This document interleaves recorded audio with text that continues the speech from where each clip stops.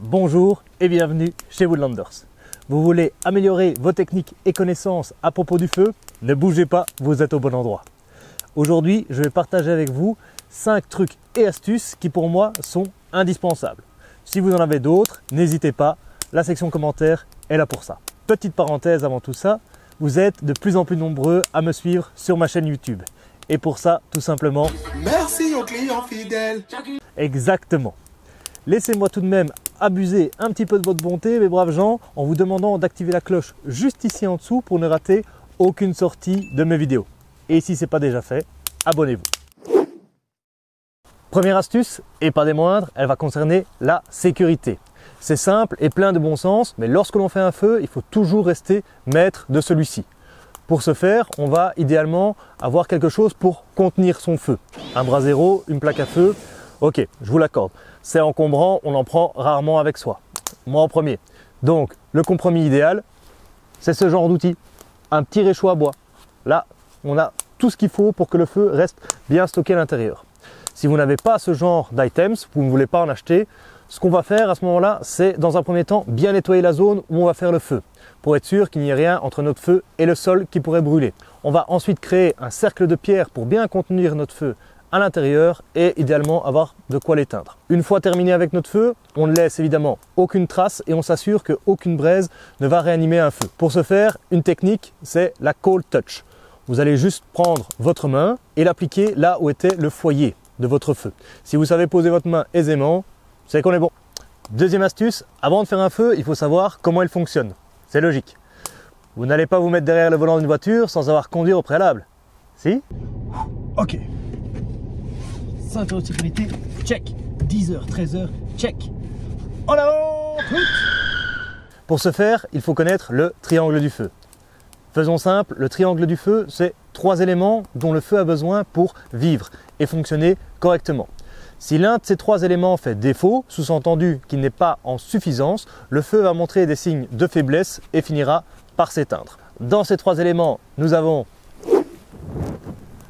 un combustible, du bois par exemple, ou toute autre chose que vous brûlerez, ça ne me regarde pas, de l'oxygène, qu'on appellera également un comburant, et de la chaleur.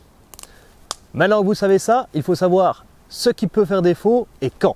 Un manque de bois, de combustible, ça, je vous fais pas la photo, vous savez à quoi ça ressemble, vous savez quoi faire. Wow. Un manque d'oxygène maintenant. Là, les symptômes sont les suivants. Fumée épaisse et aucune présence de flamme. Alors à ce moment-là, ce qu'on va faire pour y remédier, c'est aérer notre dispositif. On va prendre les morceaux de bois et créer des espaces pour permettre une meilleure oxygénation. Vous allez voir, la flamme va revenir assez vite. Manque de chaleur maintenant, c'est plutôt rare et situationnel. Par un temps de grand froid comme aujourd'hui, on est aux alentours des -2, -3, le feu va avoir tendance à rester stagné autour de son foyer, là où c'est le plus chaud. Il faut savoir que pour qu'un morceau de bois prenne feu, il doit arriver à une certaine température, la température d'ignition, et celle-ci est de 300 degrés. Qu'est-ce qu'on peut faire pour y remédier? Eh bien, quand on va mettre notre bois sur le feu, on va privilégier des petits stades, des choses qui vont chauffer vite et qui vont prendre très vite feu, et l'isoler un maximum du vent, pour éviter que la chaleur ne s'en aille encore plus rapidement. Wait, what? Comprendre un feu et savoir comment il fonctionne, c'est le meilleur moyen de le maîtriser, et ce, par n'importe quelle situation. Quoi? Qu'est-ce que tu dis? Goujava, il est con. Troisième astuce, elle va concerner l'utilisation du fire steel. Alors oui, je vous l'accorde, le fire steel, c'est pas la méthode la plus facile et la plus rapide d'allumer un feu. Il y en a d'autres qui sont beaucoup plus rapides, je vous l'accorde. Mais de mon point de vue, c'est la méthode la plus efficace et la plus gratifiante d'allumer un feu. La plus stylée aussi. Pour ceux qui ne connaîtraient pas ce petit bâton à feu, c'est en fait une tige de ferrocérium.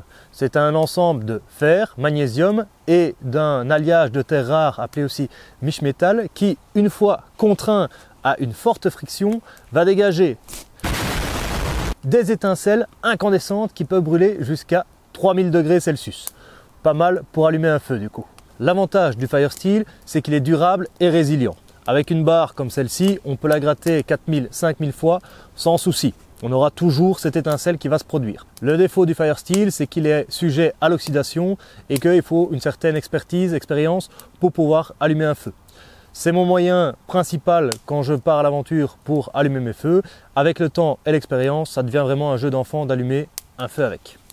Quand je me promène sur les réseaux sociaux, je vois un petit peu tout pour l'utilisation du Firesteel.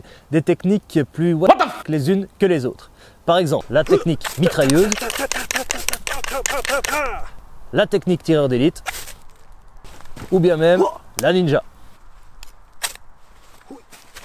Pour moi, la bonne façon d'utiliser un Firesteel, c'est de planter celui-ci dans la matière à laquelle on veut mettre le feu, l'amadou. On le plante directement dedans, avec un bel angle de 45 degrés et on va venir gratter celui-ci. Plusieurs options, soit on utilise le grattoir, parce que c'est prévu, soit on va utiliser son couteau. Et là, deux écoles. Évitons toute polémique, on va dire les deux façons. Soit on va utiliser le dos du couteau, soit on va utiliser le tranchant de la lame. Maintenant, vous pouvez vous faire la guerre dans les commentaires et dites-moi quelle est la meilleure technique, la lame ou le dos du couteau. Personnellement, je vais utiliser le dos de mon couteau. Et là, il faut trouver un bon compromis entre pression et rapidité.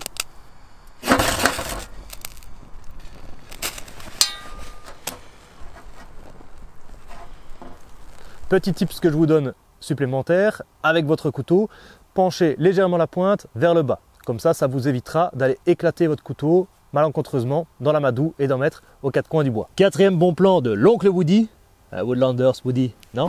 C'est ceci. Le bâton à oxygène. Mais qu'est-ce que c'est que cette sorcellerie? Vous vous rappelez le triangle du feu? Pour la chaleur, on avait le Firesteel. On concentre les étincelles au même endroit. Eh bien, pour l'oxygénation, quand on va démarrer son feu, on va utiliser ce fameux bâton. Pour ce faire, munissez-vous d'un beau bâton de bois, vert de préférence, et bien droit. Ensuite, il n'y a plus qu'à.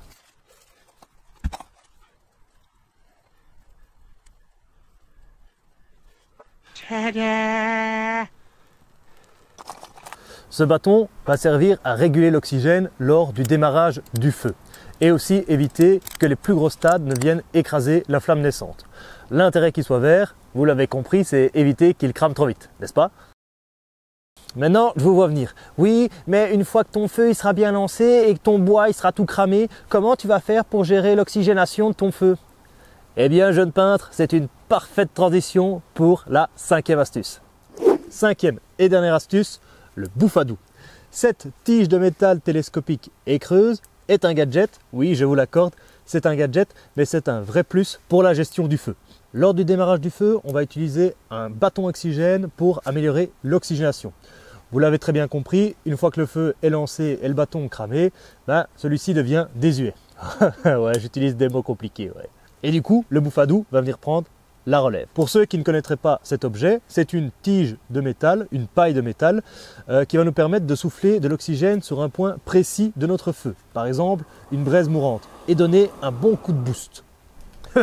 Un vrai baroudeur, ça n'a pas besoin de ce genre de futilité pour arriver à un feu.